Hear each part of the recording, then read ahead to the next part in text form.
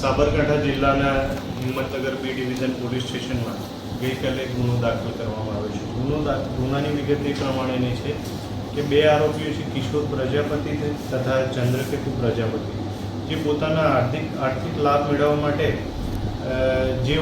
જે વ્યક્તિઓના આધાર કાર્ડમાં કાયદેસર રીતે ફેરફાર ના થઈ શકે તેમ હોય તેવા ગ્રાહકોના નામ સરનામા ફેરફાર કરવા માટે EWS અથવા સામાજિક શૈક્ષણિક રીતે પછાત હોય એઓના સર્ટિફિકેટ મેળવી તેમાં એડિટિંગ કરી અને પછી આધાર કાર્ડની લિંક ઉપર અપડેટ કરતા હતા.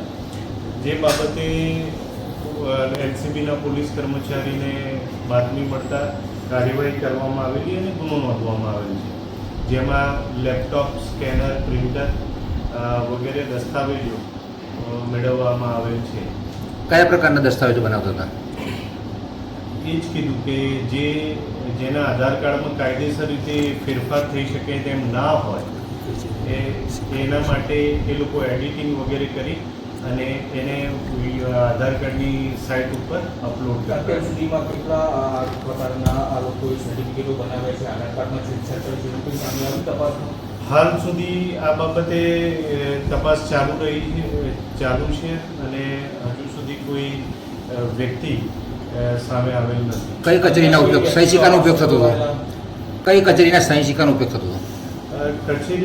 કોઈ કચેરીના સહી સિક્કાનો ઉપયોગ એટલે હિંમતનગર પાલિકા અને ગ્રામ પંચાયતના ને એ લોકો જ પોતે સહી કરી રહ્યા હતા. અન્ય કોઈ વ્યક્તિઓ સંડોવાયેલા હોય? હાલ આ બાબતે તપાસ પ્રાથમિક તબક્કા ઉપર છે અને આગળ તપાસ ઉપરથી જે પણ કોઈ સંડોવાયેલા હશે એમના વિરુદ્ધ કાર્યવાહી કરવામાં. કોઈ સરકારી સહાયતા, કોઈ સરકારી નોકરી માટે આવા પ્રમાણપત્રનો ઉપયોગ કર્યો એવું કોઈ સામે આવ્યું? હાલ સુધી આ બાબતે કોઈ માહિતી મળી આવેલ નથી. આરોપી ક્યાં રહે છે, શું નામ છે? આરોપી કિશોર પ્રજાપતિ અને ચંદ્રકેતુ પ્રજાપતિ, જે બંને હિંમતનગરના રહેવાસી. શું વ્યવસાય કરતા હતા?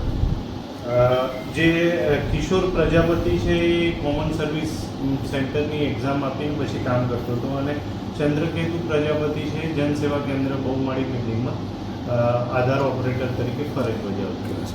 કેટલા સમયથી ફરજ બજાવતો હતો? એ થોડા સમયથી જ ફરજ બજાવતા હતા એવું હાલ તો જાણવા મળે છે. ઓકે.